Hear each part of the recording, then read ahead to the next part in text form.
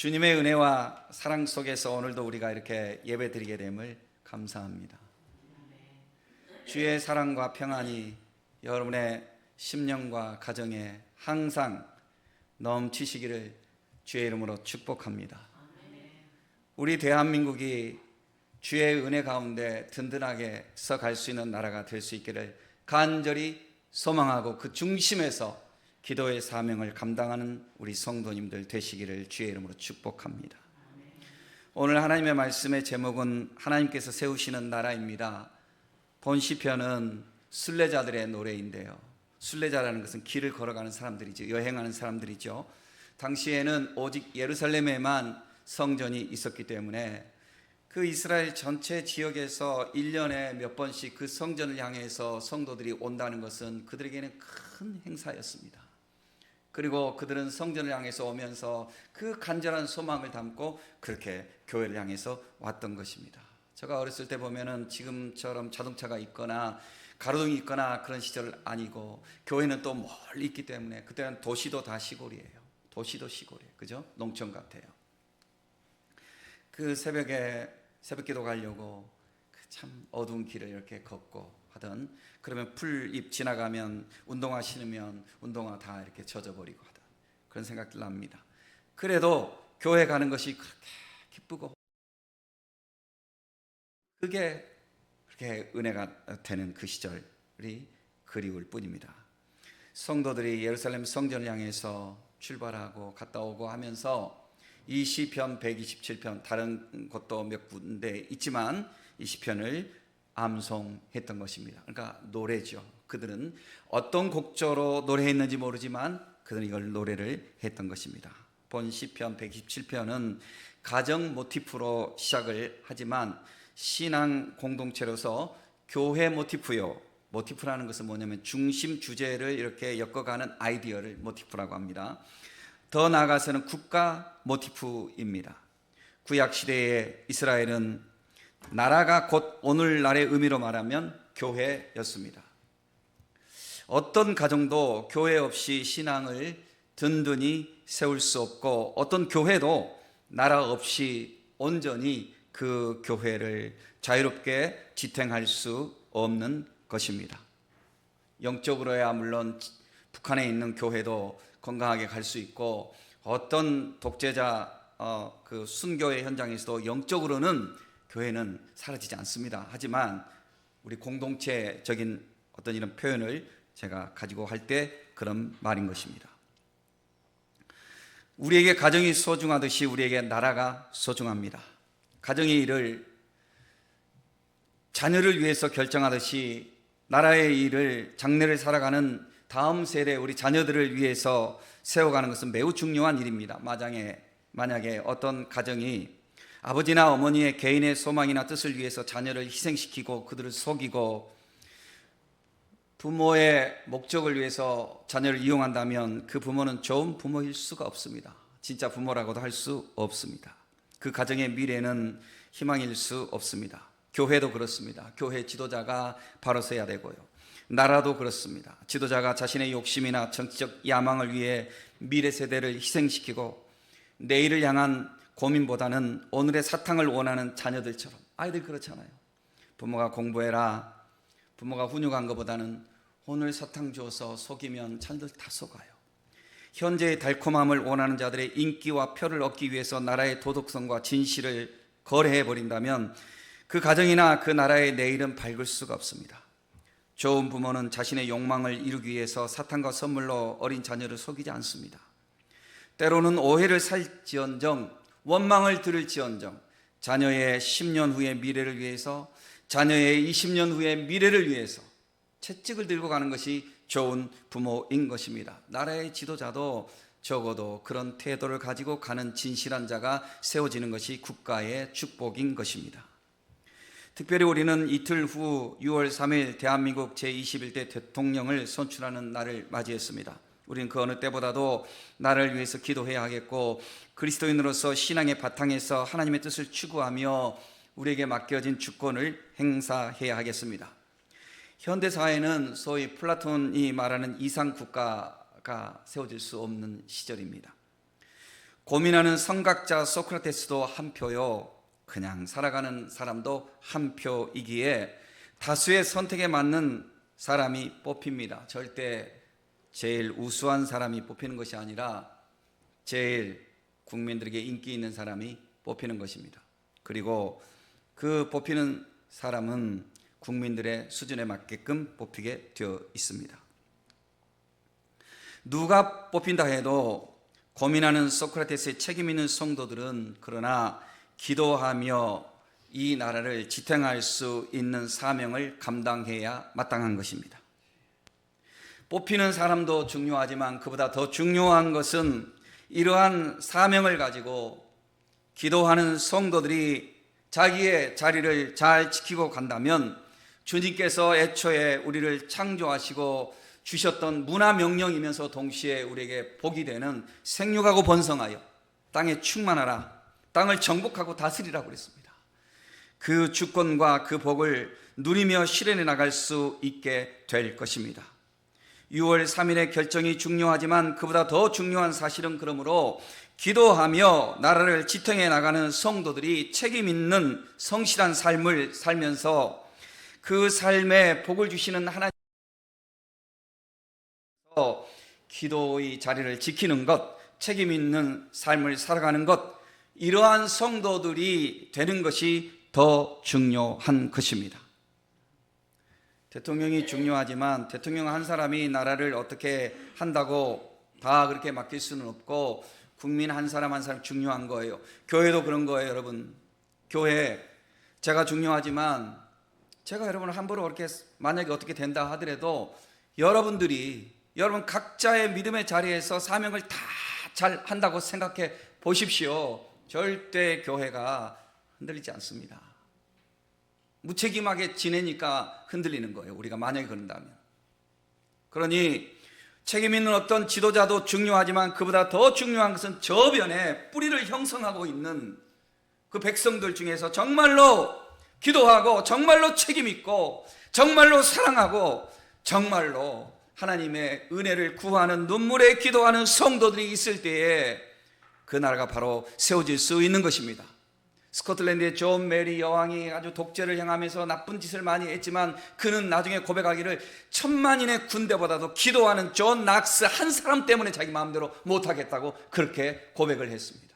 기도하는 성도들이 있는 것이 중요한 것입니다. 아무리 하만이 머리를 써서 장대를 만들어서 모르드게를 달아 죽이려고 했지만 기도하는 에스더, 기도하는 모르드게, 기도하는 백성들이 있었을 때에 내일 죽이려고 했는데 오늘 밤에 역사가 바뀌어서 하만이 그 장대에 자기가 달리고 말았던 것입니다.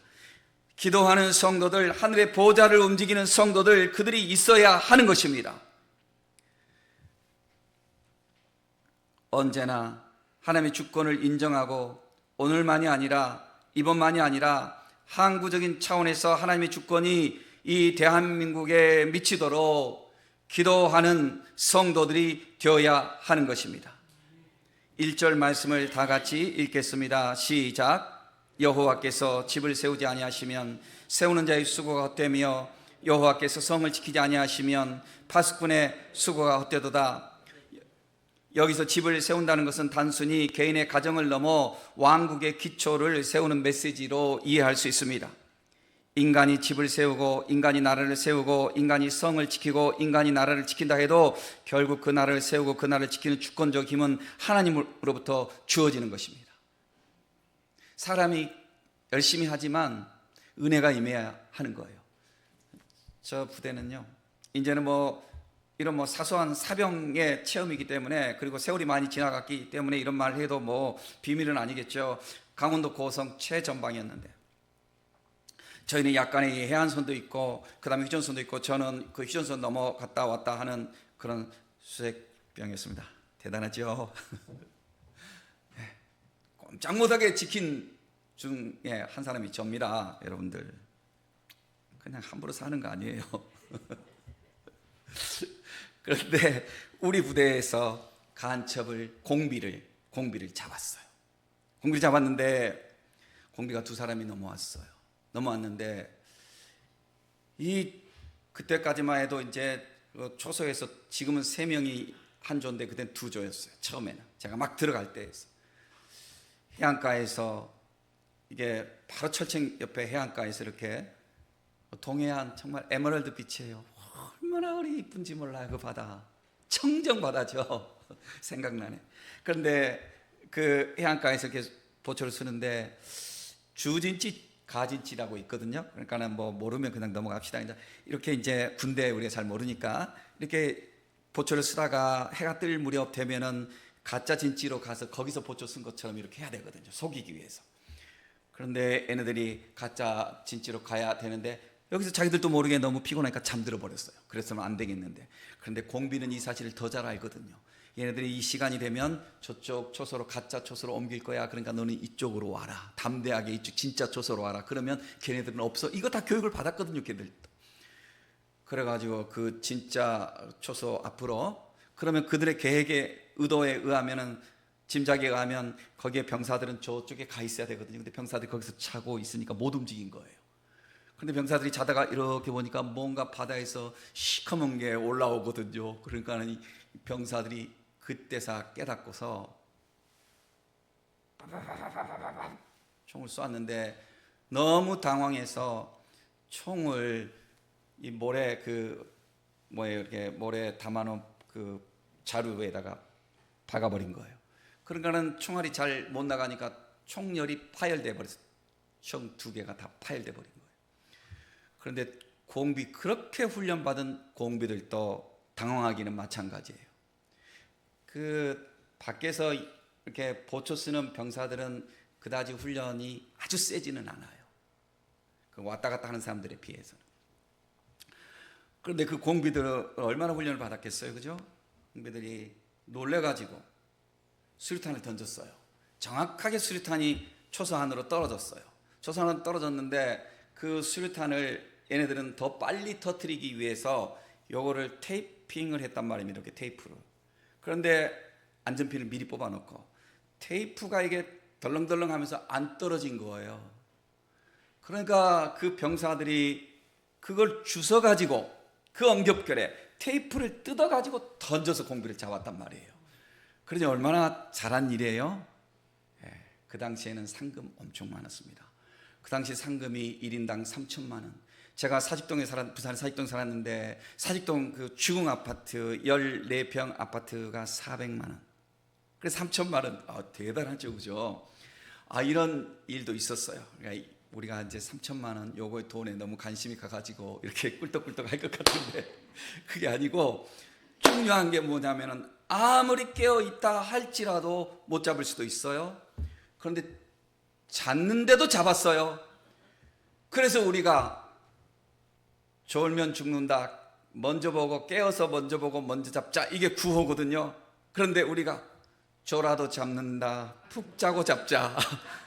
이게 은혜가 임하면요 이러는 거예요. 그래서 사람들이 여러분들 이런 말 하잖아요. 뛰는 놈 위에 놈자 써서 미안하지만 그 말이 그러니까 이해하세요. 뛰는 놈 위에 뭐라고요? 나는 놈이 있고 나는 놈 위에 뭐가 있는 줄 아세요? 나는 놈 위에 붙어 다니는 놈. 붙어 다니는 놈. 붙어 다니는 놈 위에 이거는 이제 내가 만든 말이에요. 붙어 다니는 놈 위에 누가 있는 줄 아세요? 은혜 받는 놈. 은혜 받는 놈을 이길 자는 이 세상에 아무도 없는 거예요. 주의 은혜가 임할지어다. 주의 은혜가 임하면요. 주의 은혜가 임하면 아무도 감당할 수 없어요. 네, 집사람 그 선배가 이제 한의사인데 그 아들들이 2명 있는데 자기 삼촌이 치과의사예요. 원장이에요. 애들이 어렸을 때 장난삼아 노래를 불러요. 자기 조카들은 아빠가 치과의사인데 이빨들이 다 썩어버린 거예요. 그러니까 옛날 노래 막 부르는 거예요. 그때 세상은 요지경 누구를 보세요. 아빠가 치과의사인데 이빨이 다 썩었네. 우리는 이빨도 안 닦아도 이렇게 하면서.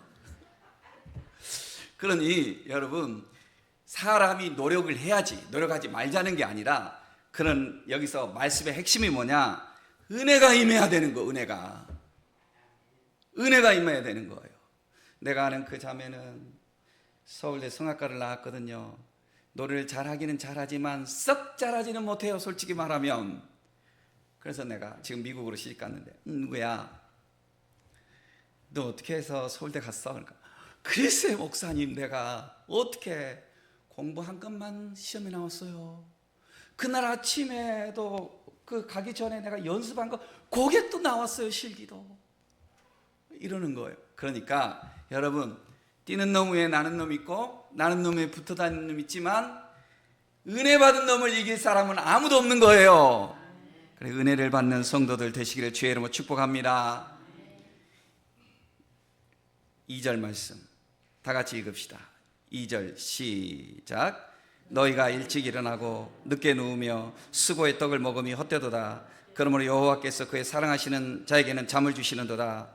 많은 투자를 하지만 결실하지 못하고 시간을 많이 가져도 꿀잠을 이루지 못하는 모습, 수고하며 궁리해보지만 하나님의 은혜를 입지 못하여 괴로움을 벗어나지 못하는 인간의 공허함을 말하고 있습니다.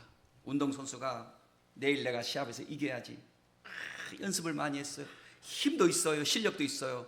그런데 그 전날 잠을 못 자요. 잠을 못 자.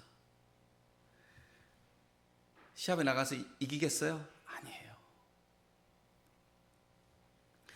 그러면 여러분들이요, 우리가 노력하는 게 중요해요. 노력하지 말자는 게 아니, 절대로 하나님의 질서 안에 들어가는 삶을 위해서 먼저 기도하고 순종하는 삶을 먼저 살아야 돼요. 여기 중에는, 우리 중에는 내가 이 설교 이게 지금 하다가 아이고 또 그 요즘 뭐 상처받는다는 말이 있잖아요. 그래, 상처받으면 안 돼. 왜냐면은 조심스러워요. 우리 중에는요, 갱년기를 지날 때 저녁에 잠을 못 자시는 분들이 있을 수 있어요. 그 다음에 약물이나 어떤 다른 것을 너무 내 몸에 비해서 평소에 과다하게 들어와 가지고 내 몸의 생체 리듬이 어그러져서 잠을 잘 못 주무실 수도 있어요. 그러니까 그런 경우 빨리 회복되시길 주의 이름으로 축복합니다. 그러니 내 말에 절대로 목사님이 나보고 아유 이제 저런다 이러지 마세요. 그래 쪼잔한 인간 아니니까. 내가 얼마나 마음이 크게 보여요, 여러분들. 여러분들이요, 그러나 우리가 알아야 돼요. 아침에 일찍 일어나는 사람치고 실패하는 사람 없습니다. 모든 경우를 보세요. 사업을 하든 무엇을 하든 아침에 일찍 일어나야 돼요. 아침에 일찍 일어나려면 어떻게 돼요? 저녁에 일찍 자야 돼요. 새벽 이슬을 맞은 과일은 다른 과일하고 비교할 수 없이 달라요. 그러니 여러분들이요, 우리가 하나님의 이 질서 안으로 들어갈 수 있도록 의학적으로 이건 다 설명이 돼요. 저녁에 늦게까지 못 자면 여러 가지 면역력이라든지 이런 게 다 떨어져요. 노화도 빨리 촉진돼요. 그러나 저녁에 일찍 자고 아침에 일찍 일어나면 면역력도 더 활성화되고 모든 것이 더 좋아져요. 이거 의학적으로도 이게 검증되는 거예요. 왜 이렇게 하도록 하나님께서 리듬을 이렇게 하셨을까? 질서의 하나님이 그걸 생각해 보셔야 돼요. 그래서 사랑하는 성도 여러분들이요, 여러분들이 꿀잠을 주무실 수 있는 성도들 되시기를 예수 이름으로 축복합니다. 마음의 염려를 주님께 다 맡겨버려야 돼요. 우리가, 저도 고민이 많이 있을 때 한동안, 저 몇 년 동안 좀 잠 못 잤습니다. 저도. 그러나 목사이니까 새벽에 나와서 기도하고 아침 시간 또 기도 끝나면 또 가서 자고, 그러면서 제가 지금도 건강하지만 더 건강했는데 그저께 우리 대청소하면서 화분을 몇 개를 이렇게 왔다 갔다 이렇게 하는데, 우리 이제 집사님들이 더 수고했고 장로님 더 많이 수고했는데, 이 체력이 내가 엊그제만 해도 20대 같았는데 이제 한 40대 같다니까요. 이렇게 뻥을 쳐도 웃지도 않고 목사를 너무 잘 믿으니까, 이게 뻥이 아니고 사실은 조금 약간 진실 같은 뻥이지만 하여간에 이렇게 많이 좀 떨어졌더라고요. 내가 보니까 체력이 많이 떨어졌더라고요. 여러분들이요, 사랑하는 성도 여러분들이요, 하나님이 주시는 시간, 낮에 성실히 일하시고 낮잠 주무지 마시고 밤에 일찍 자고 여러분 회복하시기를 주의 이름으로 축복합니다. 저도 요즘은 그래서 일찍 자고 일찍 일어나고 그래요. 이게 이제 회복됐어요. 그런데 제가 이걸 맡기는 훈련이 저도 부족해가지고 그 염려, 그 근심, 그 다음에 어떤 것에 대한 그 고민, 어쩜 저 사람이 저렇게 거짓말하고 저럴까, 이런 어떤 그 울분 내 속에, 이걸 하나님께 맡기지 못해가지고 많이 힘들었어요. 우리가 농부라면 씨앗을 뿌리잖아요. 씨앗을 뿌려요. 씨앗을 뿌렸으면 낮에 열심히 논을 갈고 밭을 갈고 씨앗을 뿌렸으면 저녁에 들어와서는 이제 맡겨야 돼요. 맡기고, 이거는 하늘에 맡기는 거예요. 우리 성도들은 하나님께 맡기는 거예요. 아이고, 비는 안 올라나, 바람은 불지 않을라나, 내일은 태양이 잘 뜰까, 내가 너무 근심과 염려가, 고민이 너무 많아서 그 밤을 자지 못하고, 이런 이야기가 있잖아요. 출애굽을 할 때 갑돌이네 집도 있고 을돌이네 집도 있는데, 하나님께서 모세를 통하여서 너희들 전부 대문 임방과 설주에 피를 발라라 이랬잖아요. 그 피를 보면 죽음의 천사가 그 집을 보호하고 지나가리라. 그래서 6월절이잖아요. 그런데 이 갑돌이네 집은 그렇게 했으니까 그냥 평안하게 잤대요. 평화로다 하면서 그냥 주님 감사합니다 하고 푹 잤대요. 그러니까 새벽에 출발했을 때 맑은 정신으로 이렇게 출발하는 거예요. 근데 을돌이는 아이고, 피가 제대로 발라졌나? 나가봐, 한번 확인해봐. 바람 불어서 피가 날아가지 않았나? 아유, 천사가 이거 잘못 보고 우리 집에 들어오면 어떻게 하지? 문 잠궈, 꽉 잠궈. 자다가 벌떡벌떡 일어나고 잠을 못 잤대요. 그래가지고 새벽에 출발하는데 그때서 잠들었고 딱 하는데 출발 이렇게 했다는 거 아니에요. 그러니 여러분 뭐예요? 예, 여러분들 우리가 주님께 맡길 수 있는 훈련을 해야 돼요. 저부터도, 우리 모두가. 내가 교회를 위해서 뭐 염려하고 한다고 해도 내 마음대로 다 되는 거 아니에요. 하나님 뜻대로 되는 거예요. 여러분들도 마찬가지예요. 여러분 자녀들, 여러분 남편들, 혹은 여러분 아내들, 여러분 부모들, 여러분 개인의 일, 얼마나 세상 살아가는 일이 복합적이에요. 얼마나 수고가 많으셔요, 여러분들. 그런 중에도 이렇게 주일날 이렇게 오셨으니 여러분들 얼마나 귀한 분들이에요. 주일날 이렇게 푹 잠을 주무실 수도 있잖아요. 이 교회, 그리고 우리 교회 문턱만 넘어오면 그게 다 대단한 거예요. 그거는 대단한 거예요. 벌써 여러분들 이 교회 문턱 넘어올 때 하나님 여러분들 다 복을 주시는 거예요. 예, 잠을 못 주무셔서 예배 시간에 좀 주무시고 예배 끝나고 아이고 개운하다 하고 지나가는 분이 혹 있다 할지라도 이 예배 시간에 오는 것 자체가 하나님 아버지 앞에 얼마나 축복이에요. 얼마나 축복이에요. 여러분들에게 하나님께서 큰 복을 내려주시기를 주의 이름으로 축복합니다. 그러니 우리도 이제 믿고 비행기를 탔으면 타고 가다 보면 막 더근더근 할 때도 그래 맡겨야지 주님께. 내가 막 염려하고 막 찾고, 또 어떤 할머니가 덥다고 자동차에 짐을 이고 가니까 언덕 밑에서 할머니를 위해서 내 차 타라고 그 태워주니까 할머니가 고맙다고 짐을 타고는 자기 짐을 자동차 위에서 계속 이고 있는. 그래서 할머니 왜 그렇게 힘들게 이고 있어요? 나 태워준 것도 고마운데 짐까지 실을 수는 없어서요. 이렇게 하는 할머니처럼 우리 그러지 말자는 거예요. 그래서 하나님 앞에 모든 걸 맡기는 훈련 해야 됩니다. 가정도 맡겨야 되고 교회도 맡겨야 돼요. 내가 최선을 다하지만 하나님이 역사하실 때 일이 이루어지는 거지 내가 똑똑하다고 되는 건 아닌 것 같아요. 내가 기도를 열심히 하지만 내 기도 때문에 되는 게 아니고 하나님의 은혜가 임해야 되는 거예요. 대한민국도 마찬가지예요. 대한민국도 우리가 염려해서 할 때 뭐 이 사람 저 사람 하면서 우리가 뭐 막 그러잖아요. 그죠? 막 마치 무슨 투사처럼 그러잖아요. 그렇지만 미안하지만 놈자 한번 씁시다. 이놈이 된들 저놈이 된들 다 하나님께서 이 나라를 지키실 거니까 그것 때문에 너무 일희일비하거나 하지 마시고 하나님 앞에 이 나라를 맡기고 주님이 이끌어 가실 줄을 믿고 기도하는 성도들이 되시기를, 평안의 심령을 잃지 않는 저와 여러분들이 되시기를 주의 이름으로 축복합니다. 3절에서 5절을 다 같이 읽읍시다. 시작. 보라, 자식들은 여호와의 기업이요 대열매는 그의 상급이로다. 젊은 자의 자식은 장사의 수중의 화살 같으니 이것이 그의 화살통에 가득한 자는 복되도다. 그들이 성문에서 그들의 원수와 담판할 때에 수치를 당하지 아니하리로다. 아멘. 자녀의 축복을 언급하면서 다음 세대와 가정의 중요성을 지금 강조하고 있습니다.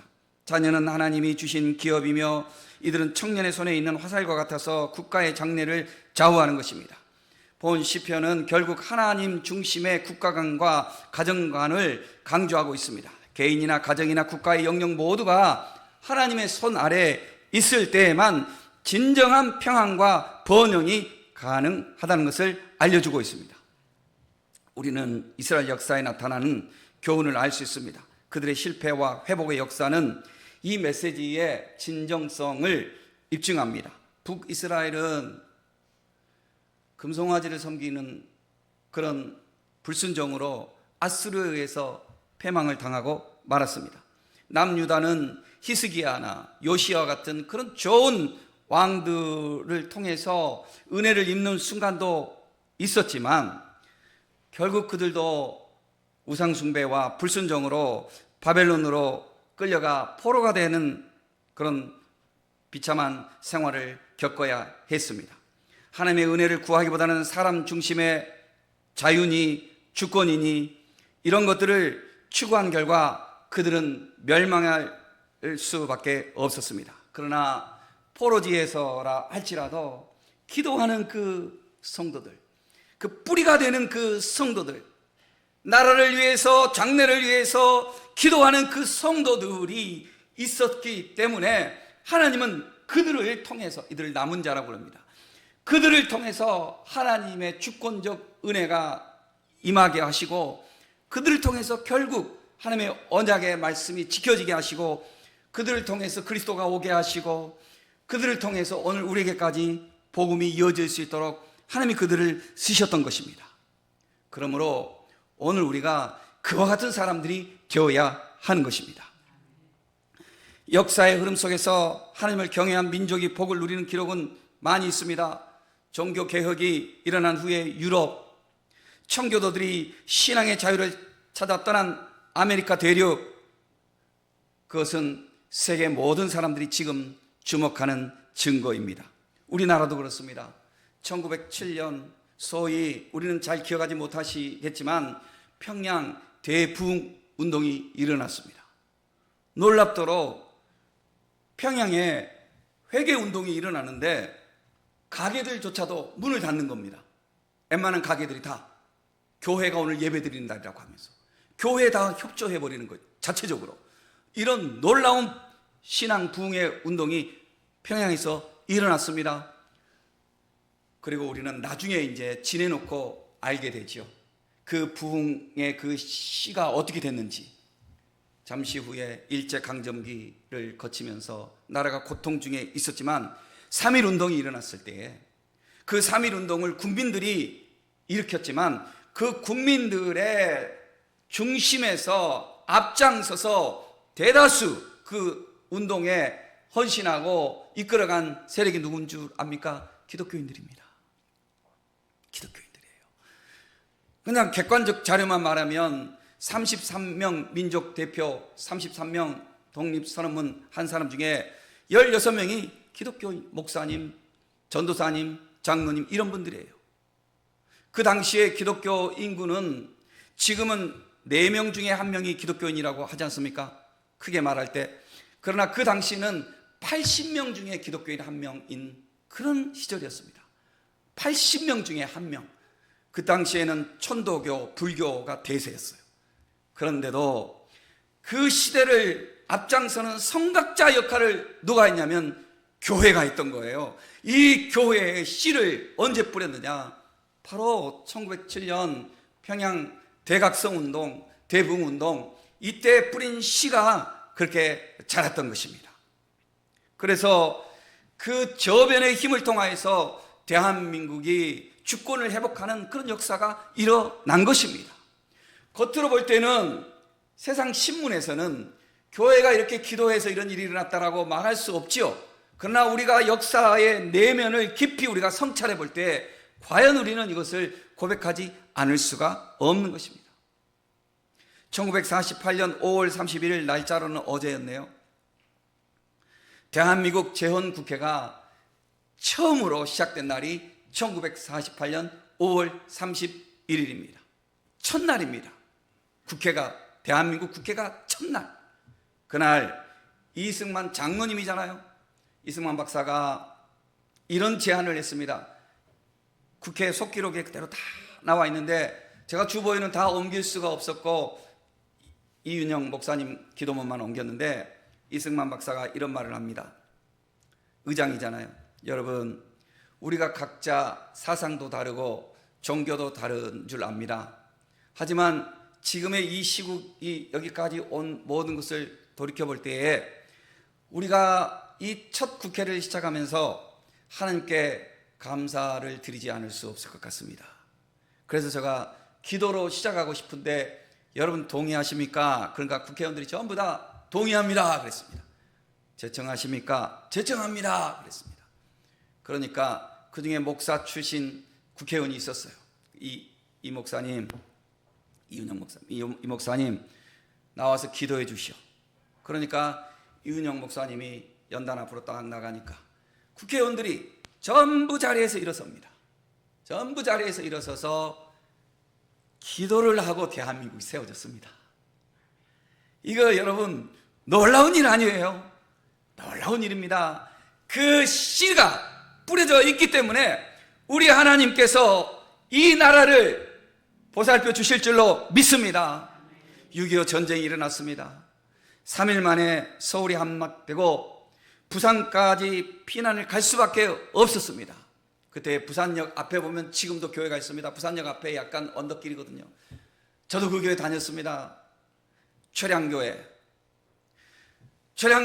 이렇게 보면은 그 참 오래된, 지금은 모르겠네요. 거기도 많이 바뀌었을지. 그런데 그 꼭대기에 이렇게 언덕배기에 철양교회가 있어요. 이렇게 철양교회.